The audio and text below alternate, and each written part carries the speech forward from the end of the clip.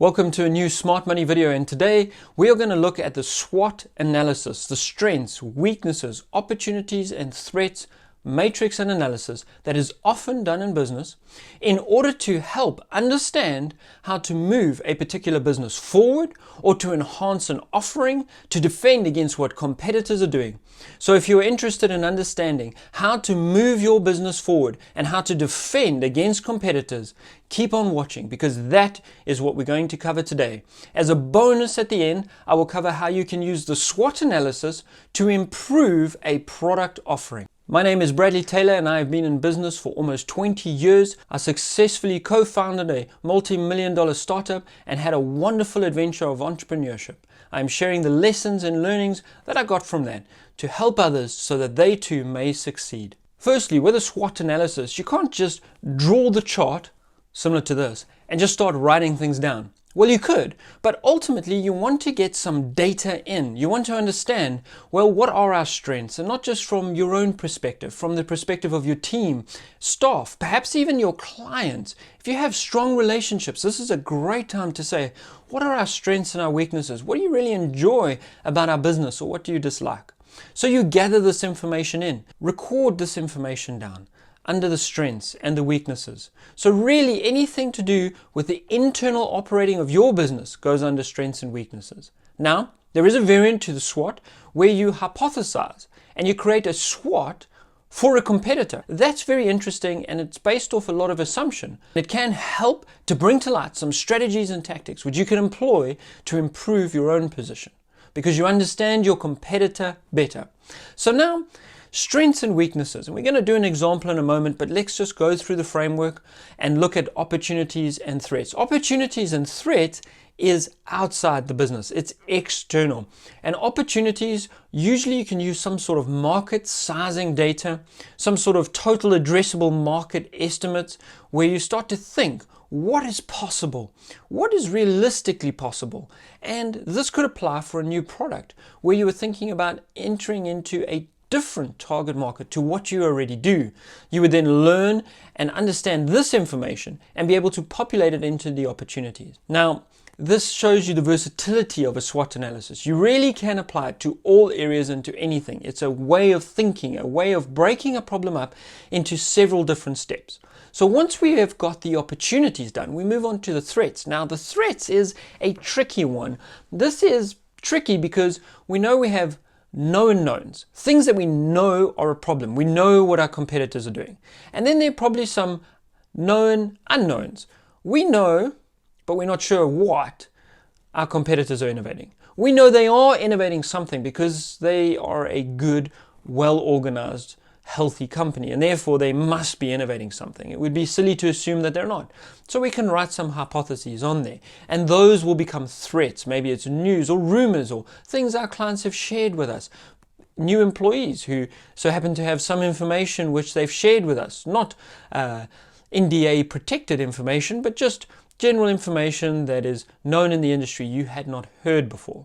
Now we get to the unknown unknowns, and this is the tricky one, and it requires a specific way of thinking in order to overcome, because the unknown unknowns is really impossible for you to know, and you need to then apply some investigative research and start to string together and make hypotheses and conclusions in order to break down any mental models you might have, biases and lenses which are hindering you from seeing what is taking place. Okay, so let's look at an example of a SWOT analysis, and I'm going to do this for a general company. Let's say that you are a national plumbing company and you have a number of different people. So under strengths, you could say the strength of us is the size of our network. We actually have this national coverage that no one else has. Now, what would a weakness be? Well, a weakness is perhaps the contract type that you have. Your contracts allow for your specialist plumbers to leave with little to no notice.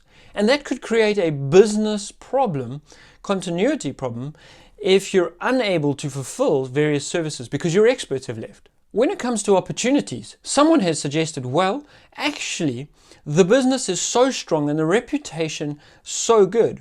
Why don't we look into not only plumbing, but expanding to electrical services? We would be able to establish a similar network, use similar systems and software, and just address a slightly different problem. But a lot of our business currently comes from new creations or from renovations, and so there's a great synergy. So that makes sense, and we'll put it down.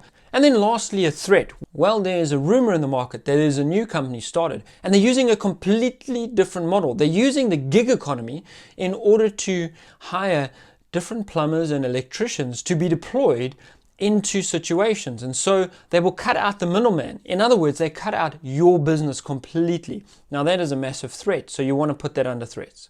What you're able to do now is take the SWOT analysis and work through with your management team ways of enhancing, utilizing, and putting to use the strengths, ways of mitigating your weaknesses. You also develop the business plan to take advantage of the opportunity and ensure that you have funding for it.